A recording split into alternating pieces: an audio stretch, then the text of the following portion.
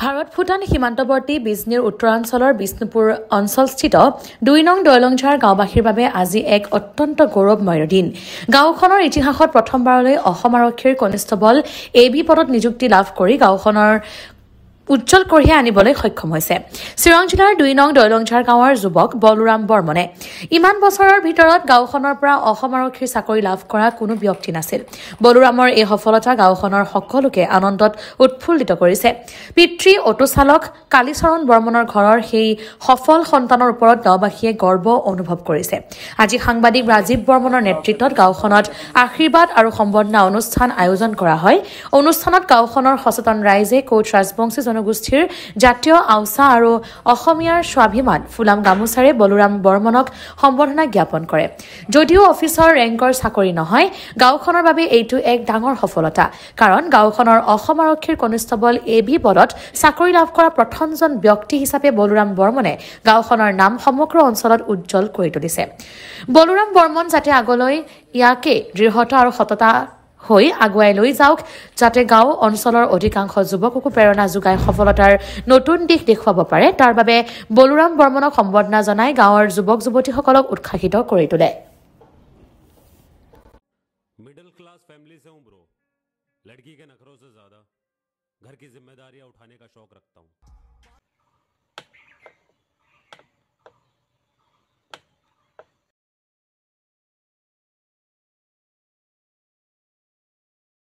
এক নং লগতে এই ২ নং দৈলংঝাৰৰ মাননীয় ব্যক্তিসকলক যিসকলে মোক এই ফুলাম গামোচাৰে সম্বৰ্ধনা জনাইছে, সকলোকে অশেষ ধন্যবাদ জনাওঁ। লগতে মাননীয় মুখ্যমন্ত্ৰী CM ছাৰক অশেষ ধন্যবাদ জনাওঁ।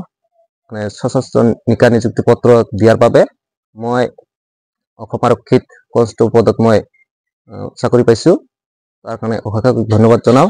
মই প্ৰথমতে আৰ্মিত প্ৰিপাৰেশ্যন চলাইছিলোঁ, যিহেতু আৰ্মিত 2022 চনত আছিল।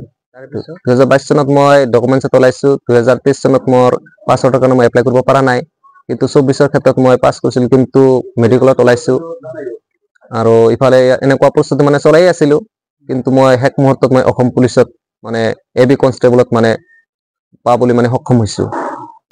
মই পোনপ্ৰথমতে মাননীয় মুখ্যমন্ত্ৰী CM ছাৰক অশেষ ধন্যবাদ জনাওঁ। যেনে প্ৰথমতে কৈছোঁ, নিকা নিযুক্তি পত্ৰ দিয়াৰ বাবে সম্পূৰ্ণৰূপে। লগতে মোৰ আত্মীয় মোৰ মা দেউতা, শ্ৰদ্ধাৰ মা দেউতাক সকলোকে মা দেউতাক ধন্যবাদ জনাওঁ। লগতে আমাৰ গাঁৱৰ 1 নং 2 নং চিডৰ সকলো ব্যক্তিক যিসকলে মোক ফুলাম গামোচাৰে সম্বৰ্ধনা জনাইছে, সকলোকে মই ধন্যবাদ জ্ঞাপন কৰিছোঁ। আৰু মোৰ এই আত্মপ্ৰকাশ প্ৰকাশ কৰাৰ কাৰণে এচিলাই লেপক মই ধন্যবাদ জনাওঁ, যিহেতু মই নিজৰ বক্তব্যখিনি আগবঢ়াব পাৰিছোঁ, মোক সুযোগ দিয়াৰ বাবে অশেষ ধন্যবাদ জনাওঁ। মই আৰ্মিত ফেইল হৈছিলোঁ, 2022 এপ্লাই কৰিছিলোঁ, কিন্তু তাত মই ফেইল হৈছিলোঁ।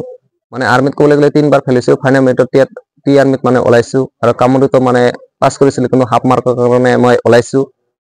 বিফল 3বাৰ বিফল হৈছোঁ। 3বাৰ বিফল হোৱাৰ পিছত মই 4ৰ্থত পাছ কৰিছোঁ। সফলতাৰ পথ দেখিবলৈ পাইছোঁ। নিযুক্তি পত্ৰ দিয়াৰ বাবে মুখ্যমন্ত্ৰী হিমন্ত শৰ্মাক ধন্যবাদ জনাওঁ। মোৰ নাম বলোৰাম বৰ্মন, গাঁও 2 নং দৈলংঝাৰ।